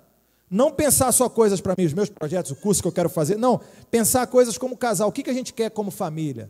Vocês já fizeram esse exercício? Uma vez eu vi isso num programa de televisão, e eu parei a pensar, falei, a gente nunca fez isso, projetar coisas como família, onde a gente quer estar daqui a 10 anos, as empresas não fazem isso? Então, a gente começar a pensar assim também como família, meu bem, onde a gente quer estar daqui a 10 anos? Será que daqui a 10 anos a gente quer estar na mesma casa? Será que a gente tem um outro projeto pessoal? Começarem a sonhar coisas juntos, como casal, planejarem, projetarem coisas juntos. E aí eu quero destacar, eu sei que nem todo mundo aqui é membro já de uma igreja, né, ou frequente, ativo numa igreja evangélica, ou numa igreja católica, mas eu quero destacar um elemento aqui, ó, especialmente projetos espirituais. Se tem uma coisa que fortifica um casal, é quando os dois estão juntos na obra do Senhor. Quando os dois caminham juntos na obra do Senhor. Então, quem sabe vocês não possam começar um ministério juntos na igreja? Quem sabe? Quem sabe vocês não possam fazer um curso de líderes do Casados para Sempre? Quem sabe Deus não esteja chamando vocês para liderarem um ministério como esse? Começar a trabalhar junto, não apenas ir para a igreja junto, mas trabalhar na obra junto, se oferecer junto para o Senhor e evangelizar junto. Meu irmão, Deus vai usar isso aí para fazer uma grande obra na sua vida. Eu estava lendo esses dias a história, olha só, eu me esqueci o nome dela. É a esposa do Gunnar Wingren. Alguém sabe quem é o Gunnar Wingren? É um missionário sueco, um dos fundadores da Assembleia de Deus aqui no Brasil. Eu lendo um artigo tão interessante que falava sobre a vida dessa mulher que se tornou esquecida. Eu não vou nem tratar do porquê, tem outras questões aí envolvidas, mas se tornou esquecida, né? E eu estava lendo a história dela, como essa mulher teve um impacto no nascimento e no crescimento da Assembleia de Deus. Essa mulher ia fazer culto em prisão numa época que ninguém fazia isso. Ela ia fazer. Às vezes ia com o marido fazer um trabalho de evangelização em lugar em que ninguém ia. Olha o impacto que um casal que se propõe a fazer juntos a obra do Senhor podem ter. Hoje a Assembleia de Deus é esse negócio enorme no Brasil, que é a maior igreja do Brasil. Qualquer cidade que você vai, tem uma praça, uma igreja católica, um Bradesco, um Banco do Brasil, uma Assembleia de Deus. Qualquer lugar que você vai. Às vezes você passa no meio da estrada, não tem nada. Você vê aquele descampado, aquela fazenda, cavalo, e de repente parece a Assembleia de Deus enorme no meio da estrada. Não é possível, gente, espera aí. Onde vem essa pessoa? Brota do chão? Onde aparece essa pessoa? Pois se você chegar antes do culto, você vai começar a ver o pessoal chegando, né? Assembleia de Deus, o negócio, como tem abençoado o Brasil, a Assembleia de Deus, louvado seja Deus pela Assembleia de Deus. E veja, e como um casal comprometido com o Senhor, juntos fizeram essa história, né? Então, se engaje com seu marido, o marido se engaje com a sua esposa, e juntos tenham projetos espirituais que convirjam, especialmente que convirjam para a glória de Deus. Cristo oferece sua graça à igreja. O marido precisa expressar a sua graça. Uma graça é amor, bondade, presente. O marido precisa expressar a sua graça, o seu amor de várias formas também. Cristo expressou aqui, ó, gente, vamos lá, vamos acordar, vamos ficar de pé todo mundo aí, vamos ficar de pé, vamos lá. Fica de pé todo mundo. Isso, dá um abraço aí na sua esposa. Isso.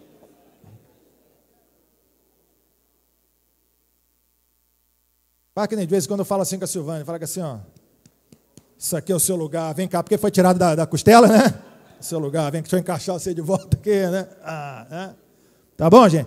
Tudo bem, ok? Estamos descansados, podemos sentar de novo aí, estamos caminhando para a reta final. Essa é a forma carinhosa de fazer de pé 1, 2, sentado 1, 2, né? Quem foi militar entende o que eu estou falando. Tá bom, gente? Vamos lá. Então, Cristo oferece sua graça à igreja. Jesus Cristo expressa o amor dele pela igreja inúmeras maneiras, por suas palavras, por seus gestos de cura, por sua pregação, por sua exortação, por sua morte na cruz, por seu sofrimento. Cristo expressa o seu amor pela igreja de inúmeras maneiras. Maridão, faça isso também. Tem um pastor, já está com seus 80 e poucos anos, o reverendo Enos Moura, ele foi secretário nacional de juventude na igreja presbiteriana. Assim, um camarada fora de série. Ele e sua esposa Lucila têm sido referência para gerações de jovens do Brasil aí. E eu lembro que eu conheci o reverendo Enos quando eu trabalhava com mocidade, ainda não era pastor, eu era líder de juventude, e conheci ele num congresso em Lavras, aqui em Minas. Eu nunca imaginaria que eu fosse morar e pastorear no sul de Minas também, naquela época. E a gente teve um congresso, eu conheci ele ali, e nós ficamos amigos. Ele sempre foi um discipulador de jovens, né? E foi nosso padrinho de casamento também. E eu lembro que antes de casar, eu fui em São Paulo, morava no Rio, ele em São Paulo, eu fui à casa dele, e ele deixou uma cartinha para mim, a gente guarda essa cartinha até hoje, com dicas para o casamento, né? E ele dizia uma coisa muito interessante, ele falava assim: Cristo, sabe uma coisa que eu e Lucila sempre fazemos até hoje? Então, ele já devia estar nessa idade com uns 65 anos, mais ou menos. Ele dizia assim: sabe uma coisa que eu e Lucila fazemos até hoje? A gente esconde bilhetinhos de eu te amo na roupa um do outro. A gente esconde bilhetinhos assim. Então, às vezes, um vai pegar um dinheiro assim no bolso, aí quando tira, está um bilhetinho assim, né? Eu te amo, né? Eu vi um casal com 65, 60 anos. E é assim até hoje, você vê uma gracinha, os dois juntos, né? Então, eu sei que por questões culturais, Homens têm mais dificuldade para expressar o seu sentimento. Não é por falta de habilidade, não, porque Deus nos criou com habilidade para expressar o nosso sentimento. É por questões culturais mesmo, né? Espera-se que o homem não fale muito dessas coisas, não seja muito dado a demonstrar publicamente seus sentimentos. Quebra isso, meu irmão, em nome de Jesus. Fala que ama mesmo. Se sobrou um dinheirinho, pega aquele outdoor e fala que ama. Ela vai ficar com vergonha, mas vai adorar também aquilo ali. Não acredito que você fez isso, ai que lindo. Vai ficar assim, entendeu? Fala que ama. Antigamente tinha aquele negócio, eu não sei se existe mais isso, tinha aquele negócio que era... Pô, o cara ligava, parava um carro de som na frente, lembra daquele negócio? Meu irmão, eu já sofri muito com aquilo ali. Porque vinha no meu aniversário, eu sou pastor, né? Os irmãos botam, pastor Christian, vem aqui à frente. Eu falei, meu Deus, não estou acreditando, não vou fingir que eu estou aqui dentro, não vou sair. A Silvana, tem que sair, eles pagaram o negócio para você. Não vou sair, tem que sair. Sua igreja, seu aniversário, parabéns, hoje é o seu dia. E fogos, hoje vai, vem pastor, vem conosco. Aí eu, ai meu Deus. A vergonha, não gosto dessas coisas, eu fico com vergonha. E também tinha as telemensagens, não sei se existe hoje em dia, né? Era legal, só que durava muito às vezes, né? Aí a pessoa vinha, pastor Christian, sempre uma voz muito assim, né? Sou eu. É seu aniversário, eu sou ovelha fulano de tal, mandou esta mensagem para você. Aí o cara não tem mais trabalho nenhum, ele só liga o negócio, fica, pastor, a música tocando, o Senhor cuida das suas ovelhas. Depois de 2 minutos, eu já estava dormindo ali já. Obrigado pela telemensagem. Obrigado, Deus abençoe. Eu fui muito alvo disso aí, dessas coisas na minha vida. Então, você conhece sua esposa, é claro. Você sabe que ela é envergonhada, você não vai mandar um carro de som, senão, né? O divórcio acontece naquele momento ali. Então, é claro que você não vai fazer um negócio desse. Mas expresse o seu amor. Expresse o seu amor. Escreva ali faz um coraçãozinho no vidro, no espelho do banheiro ali, que não seja com aquele batom que não sai, né? Que seja um que, né? Mas faz ali, coloca um eu te amo, um recadinho. Hoje você pode mandar uma mensagem pelo WhatsApp, né? Ali no meio do dia, do nada, manda uma mensagem, diz que ama. Sem pretensão. Maridão, faz de conta que sua mulher não está aí. Sem pretensão. Eu te amo. Te amo, você é lindo, você me faz feliz. Ela vai responder, você diz, você é o meu prazer. Meu querido, se prepara quando você chegar em casa, meu querido. Se mandar uma mensagem do nada, assim, ela vai começar a ver aquilo, eu te amo. Meu Deus do céu, seu marido está mandando te amo para mim, o que está acontecendo? Ela está preocupada. Você não, meu amor, você diz que eu te amo, você é a razão na minha vida. Começou a mandar, quando passar essa desconfiança inicial, ela vai, meu Deus, começar a dar aqueles calores, né? Ela vai, meu Deus, vai botar criança para dormir mais cedo, criança vai para a casa da mãe, porque criança em casa é uma dificuldade, gente. É um problema. Porque tem que ser tudo muito silencioso, é uma dificuldade muito grande. Você tem que ter várias técnicas ali, tudo muito silencioso, né? Eu contei uma vez no retiro de casais que eu fui falar, numa situação dessa aí, a filha dormindo e a gente... Aqueles movimentos ali peristálticos, movimento peristáltico é outra coisa, mas eu gosto de aplicar isso aí. E a gente ali... O que aconteceu, meu irmão? A cama, não tem aquele negócio... Como é que chama aquele negócio atrás da cama ali? Como é que é o nome daquilo? Oi? A cabeceira da cama, ela estava meio mal colocada. Meu irmão, começa a pá, pá, pá. Eu falei, meu Deus, acordando todo mundo, fui ficando nervoso. Aí eu vim com a mão aqui para segurar. Mas é muito difícil, gente. E você segura aqui ao mesmo tempo, tem que manter os movimentos. Olha, gente, é muito difícil. Jesus amado, vai dando atenção. Segurava. Aí, às vezes, me empolgava, largava, pá, pá, pá. De novo, eu... Caramba. Para não acordar a criança, para não acordar... É muito difícil, gente. Mas, olha, são os desafios que a paternidade impõe a gente. É uma dificuldade, né? Você começa a criar métodos ali, você percebe que consegue fazer tudo em 20 segundos, você percebe que consegue fazer isso. O meu fulano dormiu. Agora, você percebe que tem que aproveitar o momento, né? Aproveitar um instante. Então, é isso aí. Expresse o seu amor. Gente, eu estou falando aqui, eu não estou percebendo o tempo passando, vamos lá. Que olha só como é que eu antevejo um assunto que vai chegar. Cristo e a igreja se unem num só corpo, não é isso? A igreja é o corpo, Cristo é o cabeça. A união entre marido e mulher deve se dar em todos os níveis. Amém, igreja? É nível espiritual, oração, estamos juntos, o negócio todo. É nível emocional, mas também, não vamos ver, meu irmão. É nesse nível também. Amém, homens? Amém? Pastor, essa palavra é de Deus, reconheça a palavra para mim. Não vamos ver também. Pena que não dá tempo para a gente tratar desse assunto aqui. E, gente, quando eu fui falar no encontro de casais, que o assunto era esse, sexo, Olha, aí eu ia falando, aí tinha hora que, sabe, você fica vendo as caras das pessoas assim para você, olha para o chão, né, olha para o teto.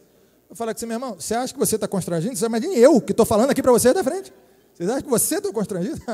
Então, como eu já estou constrangido, eu vou constranger vocês também, porque todo mundo vai ficar constrangido aqui. Então, né? Mas é a união nesse nível aí também. Queridão, não tem casamento que resista sem uma boa vida sexual, é óbvio. Deus criou o sexo para a gente usufruir, o sexo é um presente de Deus para nós. O sexo faz parte das coisas que, segundo a Escritura, Deus viu e disse que era bom na criação. Então, meu irmão, é muito bom mesmo, tem que ser vivido plenamente. Tem muita mulher que não gosta de fazer sexo com o marido porque o marido não sabe fazer, porque ele não pensa no prazer da sua esposa e só no dele, porque ele acha que sexo é uma masturbação com outra pessoa do lado. Então, toma vergonha na tua cara, né? Você também precisa ser servo da sua esposa na vida sexual. Quanto mais você servi-la, mais você vai ser servido, queridão, né? É um negócio de duas, invista ali, preliminar, pastor, negócio de preliminar, não aguento esse negócio, quero partir para... Eu sei como é que é o homem, né? O homem já quer chegar, meu amor, venha, né? Já, a mulher toda, é impressionante, a mulher, vocês preparam a noite de amor, aí a mulher vem com a roupa que ela comprou, aquela coisa toda perfumada, né? Ela vem toda bonita, aquele negócio, aí quando ela sai do banheiro para ver o homem já está pelado na cama, assim. Vem, meu amor, pera aí. Vem que eu já vou lhe usar. Né, um romantismo que aguente um negócio desse. Vamos ajudar aí também, né, homem? Em nome de Jesus. Vai ver. Vai ver aquela barriga já caindo para o lado um pouquinho. A posição que o cara está deitado, ele não consegue ver o órgão genital masculino dele, da posição que ele está. Aí, gente, vamos dar uma ajuda aí, né? Então, a união tem que se dar em todos os níveis, mas uma coisa está ligada à outra, gente. Você só vai ter uma boa união sexual se os outros níveis de comunhão também estiverem bons. É óbvio, gente, é óbvio. Como é que você quer ter uma boa vida sexual com a sua esposa? Vocês vivem brigando, estão todos cheios de problemas. Precisa resolver essas questões para que a comunhão seja plena, porque sexo é uma forma de comunhão. Então, para que a comunhão seja plena, esses outros elementos têm que estar juntos também. Até nos adolescentes, né? Falou desse assunto, todo mundo fica, engraçado, rindo, que coisa engraçado. Eu estou com vergonha, mas continua, pastor. É assim, ai, pastor, que vergonha, fala mais. Eu sei como é que é isso aí. Então, vamos lá. Eu acho que esse é o penúltimo, hein, gente? Agora era a hora de você falar. Agora, acho que esse é o penúltimo, vai acabar, hein? Isso aí. Essa falsidade nos eleva, né? Assim, vamos lá. Então, Cristo e a igreja expandem o reino. Não é isso que a gente faz? Pastor Ronaldo estava me testemunhando o crescimento que Deus tem dado a essa igreja aqui ontem. Louvado seja Deus por isso, né? Tem dito assim de quantas pessoas têm chegado na igreja todo mês com novos batismos. Não é essa a nossa expectativa como pastor? Não é isso que a gente quer ver? A gente quer ver a expansão do reino. Então, Cristo e a igreja são um projeto que visam a expansão. Na família, isso acontece também. Por isso que os filhos devem ser vistos como bênção do casamento. Aqui eu quero até pedir desculpas, o pastor Ronaldo tinha pedido para eu falar um pouquinho mais sobre a questão de filhos, né? Mas eu acho que com o tempo que a gente tem, não dava para a gente abordar esse assunto com a profundidade que ele merece ser abordado. Mas eu queria dizer para você aqui, né, pelo menos isso, que os filhos são uma bênção no casamento. São bênção, são presente de Deus. Filho não é maldição nunca. Pô, pastor, meu filho, especialmente assim, adolescência, juventude, começa a dar trabalho, né? Pô, meus filhos dão muito trabalho, me tiram do sério. Guarde isso no seu coração. Filhos são bênçãos. Filhos são bênçãos. Então, é seu papel como pai, seu papel como mãe, é um projeto do casal, isso aí, fazer com que esses filhos sejam as bênçãos que eles têm o potencial de ser. Basta você se lembrar da sua adolescência, para você ver que é uma fase difícil mesmo, é difícil para a adolescência, é difícil, especialmente para o adolescente. O pai acha, é muito difícil para mim, eu sei que é difícil para você, para o seu filho é mais ainda. A adolescência é uma fase muito difícil. O cara está se encontrando, o cara está lidando com várias questões hormonais. A adolescência é muito difícil. É muito difícil para ele encontrar o seu lugar, ele precisa encontrar o seu lugar na frente dos outros, encontrar popularidade no contexto. Gente, é difícil ser adolescente. Eu trabalho com adolescentes, sim, não é fácil, não.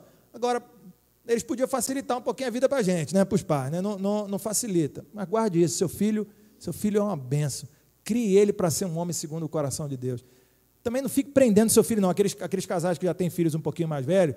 Meu filhinho, meu não sei o quê. Filho começa a arrumar namorado, os pais já ficam todos. Essa namorada, mãe, né? Essa menina, não sei o quê. Né? Aquele negócio todo. Meu irmão, Eu gosto do texto lá de Salmo 127, que diz que os filhos são como flechas na aljava, não é isso? Você lembra desse texto? Tão bonito esse texto, né? Diz que flecha na aljava é porque no momento de dificuldade, pum, se você criou bem os seus filhos, quando você estiver velho, seu filho vai ser uma bênção na sua vida também. No momento de dificuldade, você vai poder sacar uma flecha, né? Essa é a ideia, essa é a metáfora que está presente no texto. Mas eu acho que é um outro aspecto nesse texto, com essa metáfora da flecha, que é o seguinte: Deus não diz que os nossos filhos são espadas, certo? Como é que você luta com a espada? A espada permanece na sua mão o tempo todo, não é isso? E volta. Eles são flechas, que a gente lança, arremessa. Não fica na nossa mão o tempo todo. Não fica com a gente. Eu sei que queria, né? A gente queria que ficasse ali com as coisinhas fofinhas, né? Queria, né? Quer abraçar, quer morder. Mas esses dias eu já tomei um trauma, já falei, meu Deus, não estou preparado para a adolescência. Já tive uma situação essa semana. Fui deixar minha filha, de 4 anos, na porta da escola, saí com ela, peguei a mochilinha, levei, aí na porta eu ia levando, o maluco falou, não, pai, não precisa me levar não, tá bom. Eu falei, que isso? Você não estou acreditando nisso aqui. Eu falei, eu vou te levar onde eu quiser te levar. Vou levar ele sim. Não precisa não. Eu falei, meu Deus do céu, com 15 anos, o que vai falar para mim? Bater a porta da minha casa, eu te amo, eu te odeio, pá. Aquelas coisas de adolescente, né? Não quero saber. Não. Mas eu sei lidar com adolescente, porque eu lidei com meu pai no ano passado, com 73 anos. Então, filhos são bênção no casamento, tá bom? Então, se eles não parecem ser uma bênção, por causa do momento da vida deles, cabe a você como pai, como mãe, vocês como casal, a desenvolver o potencial deles. Vocês são instrumentos de Deus na vida deles. Lancem essa flecha, gente, em nome de Jesus. Gente, imagina seus filhos sendo homens e mulheres de Deus, causando impacto nesse mundo. Gente, olha, eu não desejo coisa melhor para minha filha. Eu fui ministrar, não sei quem conhece a Jocum aqui, Jovens com a Missão. A Jocum tem um curso chamado ETED, Escola de Treinamento Discipulado.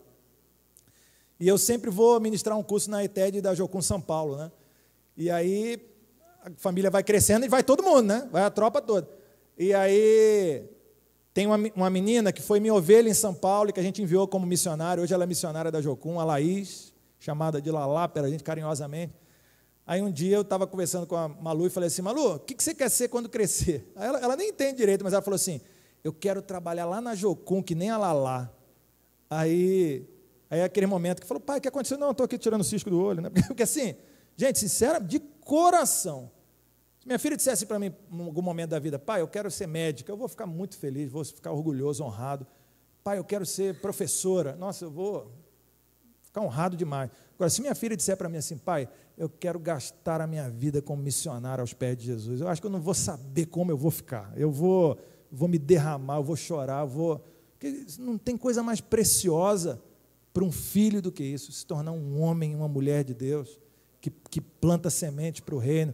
Então é tua função fazer isso. Deus colocou os filhos, os filhos não são seus, você sabe disso, né? Os filhos são do Senhor. Ele colocou na tua mão para você treinar e lançar como flecha, para poder alcançar lugares que você não pode alcançar, entendeu? Coisas que você não pode fazer, creia, os seus filhos vão fazer ainda melhor que você. Vão alcançar lugares ainda maiores dos que os seus. Então, meu irmão, treina o braço e lança a flecha em nome de Jesus. Tá bom? Eu estou preparando 2 flechinhas lá em casa que ninguém vai segurar, mas você vai ver. E são lindas também, viu? Pena que não deu para trazer hoje. Graças a Deus puxaram a mãe. Né? Então, eu acho que esse é o último, tá? Cristo e a igreja se unem para sempre. Então, o divórcio não pode ser considerado como hipótese num casamento. Eu sei que provavelmente eu tenho aqui gente que já está num segundo casamento, gente que já passou pela experiência do divórcio, e talvez você possa dizer isso com ainda mais propriedade do que eu. Talvez você possa dizer isso. O quanto o divórcio é devastador para uma pessoa. O quanto o divórcio machuca o marido, a mulher e os filhos, quando eles estão envolvidos. Se você já passou por isso, você sabe o que eu estou falando. Por isso, o divórcio não deve ser considerado como hipótese quando o assunto é problema no casamento. Qual é um dos grandes problemas que a gente tem hoje? É essa cultura da transitoriedade, a cultura em que as coisas são muito fugazes, tudo muito rápido, sabe? Então, assim, a moda passa muito rápido, uma roupa que no ano passado todo mundo queria usar, esse ano ninguém quer mais usar, uma música que todo mundo cantava no ano passado, ninguém canta mais, um livro que todo mundo lia no ano passado, hoje em dia já ninguém sabe mais o que é. tempo todo os ídolos são substituídos, porque são ídolos, né? São substituídos. E isso começa a valer para o casamento também. As pessoas acham muito fácil. Ah, não, eu estou tendo algum problema, eu me separo, eu resolvi, aí eu vou tentar ser feliz numa outra situação. Meu irmão, você imagina se Jesus fizesse assim com a igreja? Você imagina? Você imagina se no primeiro gesto de infidelidade à aliança que nós tivéssemos, Jesus Cristo nos abandonasse? Eu pergunto para você, alguém ia subsistir aqui? Alguém ia resistir aqui nesse lugar? Todos os dias às 6 horas da manhã a gente tem um encontro de oração lá no lugar onde eu trabalho.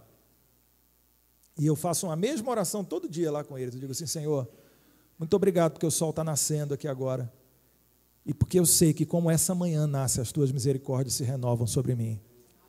E as suas misericórdias, só elas, são as causas de nós não sermos consumidos. Porque se eu dependesse de mim, de ser fiel à aliança sempre, só Jesus, viu, irmão? Só Jesus. Você imagina se Jesus Cristo nos abandonasse, cada vez que a gente tropeçasse, cada vez que a gente errasse? Lembre-se, grande é esse mistério, diz o apóstolo Paulo, mas quando eu falo de marido e mulher, eu me refiro a Cristo e à igreja. Então, assim como Cristo não abandona a sua igreja, marido não pode abandonar a sua esposa, em nome de Jesus. Assim como a igreja deve permanecer conectada com Cristo por esse amor que nos persegue, assim também a esposa deve permanecer junto do seu esposo. Seja qual for a luta e a tempestade, eu creio num Cristo que ressuscitou mortos. Se Ele ressuscitou mortos, Ele pode fazer qualquer coisa. Qualquer coisa. De repente alguém está enfrentando a crise, que é a maior crise que um casamento pode ter, que é a crise do adultério. É a maior crise que um casamento pode ter. O adultério, ele realmente machuca de uma forma terrível. E de repente pode ter casal aqui que esteja passando por isso. Alguém acabou de passar por uma crise de adultério, há pouco tempo alguém descobriu que a esposa ou o marido o traiu. Eu quero dizer para você, se você está me ouvindo aqui nessa tarde, que o mesmo Cristo que ressuscitou mortos pode ressuscitar o seu casamento, pode restaurar o seu casamento, porque Ele quer fazer isso, porque é assim que Ele age com a gente, é assim que Cristo age com a igreja, e Ele quer que o seu casamento seja um testemunho da forma como Ele age com a igreja. Então, quando a gente deixa de considerar o divórcio como hipótese, a gente descobre que tem que dar um jeito do casamento. Porque assim, quando o divórcio é uma hipótese, você fala assim, eu tentei de tudo, não deu certo, o que eu vou fazer agora? Vou separar. Agora, quando o divórcio não é hipótese, você diz assim, tentei de tudo, o que eu vou fazer agora? Eu vou tentar mais uma vez. Eu vou tentar de novo. Eu vou me prostrar diante de Cristo, até que Ele realize essa obra e restaure o meu casamento, em nome de Jesus. E Ele vai fazer. Meu irmão, você está com luta, pelos mais variados motivos que um casamento pode ter, questão de fidelidade, questão de intromissão dos pais no casamento, é um outro fator crítico, né? A gente tem muitos problemas disso aí. Os seus filhos estão trazendo problemas para o seu casamento, problemas financeiros, problemas de ordem espiritual, seja lá o que for que está trazendo turbulência ao seu casamento, divórcio não é opção. Creia que Deus pode restaurar o seu casamento e Ele fará. Ninguém gosta de passar pelo deserto, ninguém gosta de enfrentar a tempestade. Eu não estou dizendo para você que é fácil, porque não é fácil. Você vai precisar de ferramentas para enfrentar esse momento, você vai precisar de gente mais experiente que caminhe com você, você vai precisar do seu pastor, você vai precisar de grupos como de Casados para Sempre, você vai precisar de ferramentas, não tem dúvida nenhuma, mas enfrente o deserto, enfrente a tempestade, enfrente a noite de choro, porque a alegria virá pela manhã. Mas era muito bom, pastor, não vai voltar a ser como antes. Não vai, realmente não vai. A glória da segunda casa será maior do que a da primeira. Creia nisso, meu irmão. Creia nisso. Ele pode fazer isso, Ele vai fazer isso. Quando você olhar para a sua esposa, quando você olhar para o seu marido, essa é a minha proposta nessa tarde. Eu acho que eu passei um pouquinho do meu horário, desculpa, viu, gente? Mas a minha proposta nessa tarde era que você entendesse que o relacionamento de vocês, ele tem uma missão espiritual, que é refletir o relacionamento de Cristo e a igreja. Isso é um negócio muito sério. É por isso que Paulo diz, é um mistério. Como ele diz assim, eu não sei nem explicar como é isso, mas é um mistério glorioso. Quanto mais eu amo minha esposa, quanto mais ela me ama, mais Cristo é glorificado. Então, meu irmão, que Cristo seja glorificado na vida de vocês, viu? Que o casamento de vocês seja uma bênção. Eu estou muito feliz de estar aqui com vocês hoje. Agradeço demais o convite. Deus abençoe muito vocês. Orem por mim, também orem pelo meu casamento, orem pela minha vida, pela vida da Silvânia. Intercedam pela gente, pelo nosso ministério, e nós nos colocamos à disposição de vocês para ajudá-los naquilo que for possível. Tá bom? Que Deus abençoe a vida de vocês, gente. Amém.